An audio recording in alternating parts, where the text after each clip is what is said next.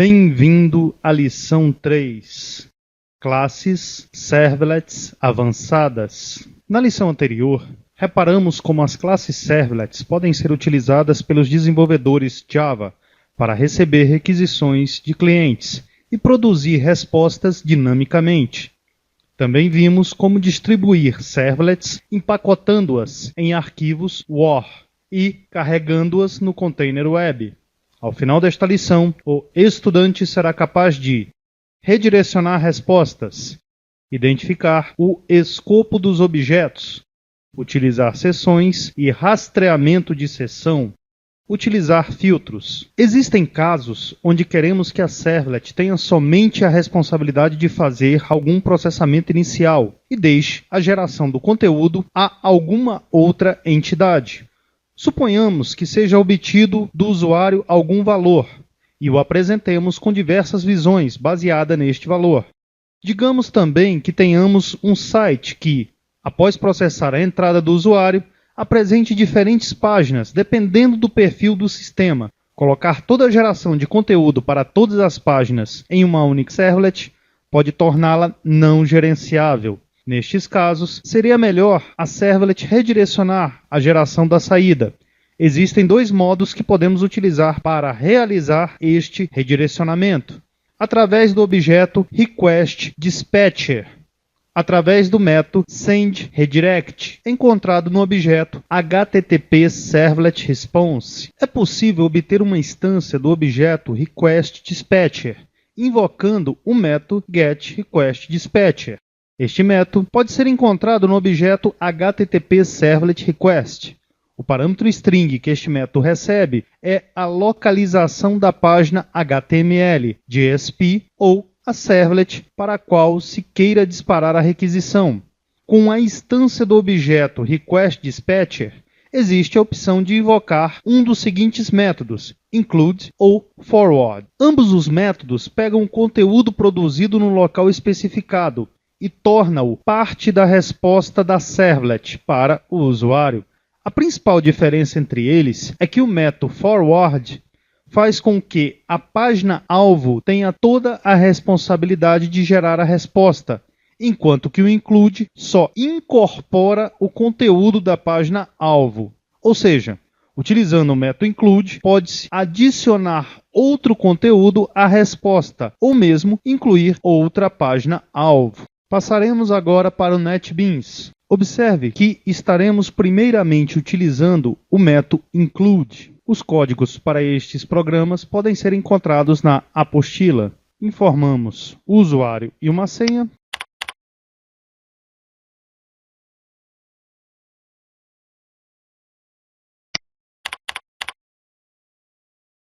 Observe que neste caso temos a mensagem no topo e embaixo temos novamente o nosso formulário, graças ao include. Agora estaremos utilizando o método forward. Novamente, informamos o usuário e a senha. E dessa vez, temos apenas o deslocamento retornando ao formulário. Dois códigos praticamente idênticos e temos duas saídas diferentes. Ao utilizar o método include, a mensagem que é enviada para o usuário antes de se chamar o método, este não é o caso para a saída do método forward, onde a mensagem é apresentada antes da chamada do método, não se torna parte da saída. Utilizando-se o método include, é possível que a servlet apresente a saída de diferentes fontes de uma só vez. É também permitido concatenar mensagens a outro conteúdo estático. Passaremos agora para o NetBeans. Observe que neste exemplo estamos juntando diversas páginas, como se estivéssemos fazendo uma composição. Uma outra forma de redirecionar a saída de uma entidade fora de uma servlet é o método sendRedirect.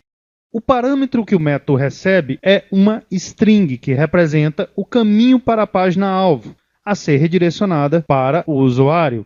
A chamada a este método instrui o browser para enviar outra requisição HTTP para a página-alvo especificada. Isto torna a página-alvo a única entidade responsável por gerar o conteúdo, que, de certa forma, é de resultado similar ao se utilizar o método forward do objeto request-dispatcher, discutido anteriormente. É recomendado então que o método include seja utilizado para permitir saída a partir de diversas fontes. O método forward deveria ser utilizado no redirecionamento para componentes, cujo conteúdo será gerado de forma dinâmica, enquanto que o método sendRedirect deveria ser utilizado no redirecionamento para componentes que gerem conteúdo estático. A especificação Servlet nos apresenta 4 escopos. Página. O escopo de página é definido para ser o escopo de uma página JSP simples. As variáveis declaradas dentro da página são visíveis somente nela e deixarão de ser visíveis uma vez que o serviço da página for finalizado. O objeto associado a este escopo é PageContext. Requisição. O escopo de requisição é definido pela requisição simples, proveniente do cliente. Os dados que são armazenados neste escopo são visíveis a todos os componentes web que manipulam a requisição do cliente. Após a requisição do cliente ter sido finalizada, ou seja, o cliente recebeu uma resposta HTTP e finalizou a conexão com o servidor. Todos os dados armazenados dentro deste escopo não são mais visíveis. Seção.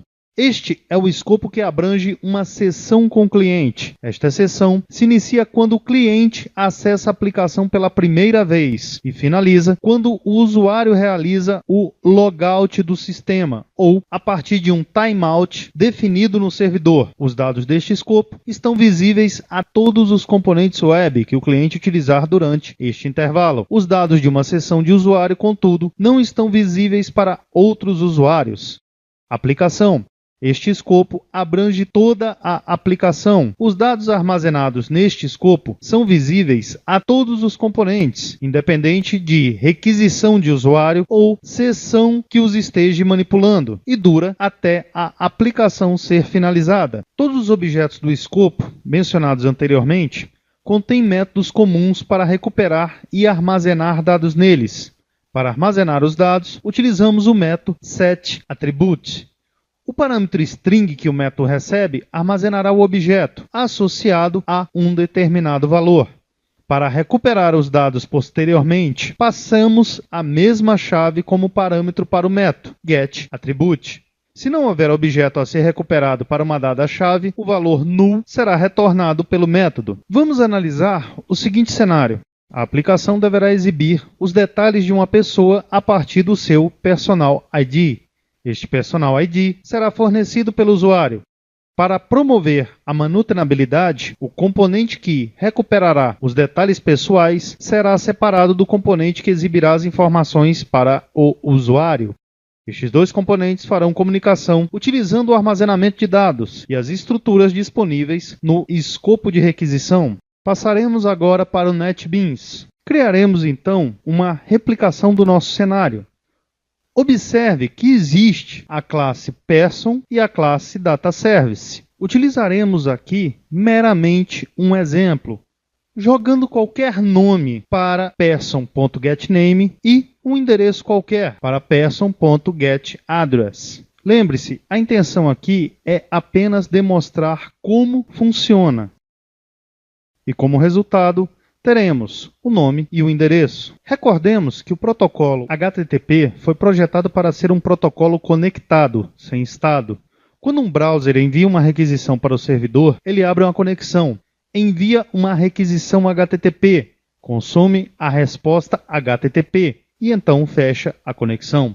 Como cada requisição de um browser é efetivamente enviada por diferentes conexões a cada vez, o servidor não sabe dos clientes que o estão acessando. O problema da manutenção do estado para uma transação de um usuário em particular é um problema a ser enfrentado. Uma solução é o servidor manter o conceito de uma sessão de usuário. Com uma sessão, o servidor é capaz de reconhecer um cliente no meio de múltiplas requisições. Com esta característica, o servidor consegue agora ser capaz de manter o estado para um cliente. Para tal sessão existir, o browser cliente deve ser capaz de enviar dados para o servidor, além da requisição HTTP padrão. Cookies são pequenas estruturas de dados utilizados pelo servidor web, que entregam dados para o browser cliente. Estes dados são armazenados pelo browser e, em algumas circunstâncias, o browser retorna os dados de volta para o servidor web. Ao utilizar cookies, as servlets podem armazenar identificadores das sessões, que podem ser utilizados para identificar o usuário como um participante de uma sessão em particular. Vamos agora para o NetBeans. Esta é a forma como se cria um cookie. Observe que utilizamos o objeto response para enviar o cookie ao browser. Nesta abordagem, o browser cliente concatena um session ID único ao fim de cada requisição que ele faz ao servidor. Um campo oculto no formulário é introduzido nos formulários HTML com valor sendo definido a uma seção particular. Entretanto, este método é muito limitado, pelo fato de que somente pode ser utilizado quando há um formulário na página que o cliente esteja utilizando. A especificação de servlets oferece uma API de alto nível para fornecer acesso ao rastreamento de sessões. HTTP Session. Ao utilizar esta API, o desenvolvedor não precisa se preocupar com muitos dos detalhes mencionados. Reconhecimento de sessão ID, detalhes da manipulação de cookies, extração de informação de URL. Estes detalhes são transparentes ao desenvolvedor. O objeto HTTP Session representa os dados da sessão associados a uma dada requisição por um cliente. Este pode ser obtido chamando o método getSession do objeto HTTP Servlet Request. O container é então responsável por ler os dados do cliente e criar uma instância do objeto HTTP Session. Através da classe JAVAX Servlet HTTP Session, os desenvolvedores não precisam mais gerenciar objetos explicitamente para armazenar dados em uma sessão de usuário. Basta utilizar um dos seguintes métodos setAttribute ou getAttribute. Passaremos agora para o NetBeans. O trecho de código mostra o tratamento de uma entrada do usuário através de uma servlet, uma atividade comum realizada por tais tratamentos, além da autenticação de usuários e a armazenagem de objeto do tipo user, que representa o usuário no escopo da sessão. Este objeto pode ser recuperado por outras servlets que precisarem de informações sobre o usuário atual. Para remover dados armazenados no escopo de sessão, chamamos o método removeAttribute e passamos a chave associada ao valor em questão. Sessões são automaticamente encerradas após um intervalo pré-determinado de tempo. Este intervalo pode ser inspecionado e configurado no descritor de distribuição da aplicação. Passaremos agora para o NetBeans. Podemos também encerrar uma sessão programaticamente, ao invés de esperar pelo timeout. É também uma forma de liberar os recursos mais rapidamente. Isto garante que qualquer informação sigilosa armazenada na sessão seja descarregada do escopo de sessão imediatamente, dificultando que tais informações sejam acessadas por outras pessoas. Para adicionar suporte a redirecionamento de URLs, usando o método encodeURL, encontrado na interface JAVAX Servlet HTTP Servlet Response, este método recebe como parâmetro uma string, representando um caminho ou uma URL. O método então verifica se o suporte a cookies está habilitado no navegador do usuário. Filtros são componentes web avançados. São componentes que se interpõem entre uma requisição do cliente e um determinado recurso. Qualquer tentativa de recuperar o recurso deve passar pelo filtro. Um recurso pode ser qualquer conteúdo estático ou dinâmico. Filtros funcionam interceptando as requisições do cliente ao servidor, através de um encadeamento de filtros, ou seja, existe uma série de filtros através dos quais a requisição passa antes de, finalmente, acessar um determinado recurso. Filtros são componentes úteis, visto que fornecem ao desenvolvedor uma forma simples de incluir processamento adicional antes que os recursos de uma aplicação web sejam acessados. Este tipo de funcionalidade também é possível de ser implementado através do redirecionamento de servlets e requisições. Entretanto, o uso de redirecionamento é bem menos elegante, porque exige que o encadeamento dos processos seja programado diretamente no código das servlets que compõem a aplicação. Para criar um filtro, Os desenvolvedores devem criar uma classe que implemente a interface JAVAX Servlet Filter. Vamos agora para o NetBeans. Assim como em uma servlet, o container irá criar uma única instância da classe Filter e usar processamento multitarefa para lidar com as requisições concorrentes de vários clientes. Isso significa que este método deve ser programado no modo Trade Safe. Um exemplo disso está implementando o seguinte filtro, que usa o recurso de entrada disponível na classe ServletContext para registrar todas as requisições do usuário que passam pelo filtro. O encadeamento de filtros permite que sejam aplicados um recurso obedecendo a uma sequência pré-determinada. A característica de encadeamento dos filtros permite uma lógica diferenciada no uso desses componentes. O encadeamento é a diferença básica entre os filtros e as servlets. O encadeamento de filtros permite uma separação clara entre as diversas camadas de processamento de requisições. A sequência de cadeia de filtros é determinada pela localização da declaração de um filtro no descritor de distribuição e obedece à ordem crescente dos elementos. Vamos agora para o NetBeans. Este código descreve um filtro de segurança que verifica a existência de informações sobre o usuário, armazenadas no escopo da sessão. Se não encontrar tais informações, o filtro assume que o usuário não está mais logado, ou então que sua sessão expirou. Em qualquer um desses casos, o filtro responde à requisição, redirecionando o usuário à página de login. A configuração de um filtro é muito parecida com a configuração de servlets.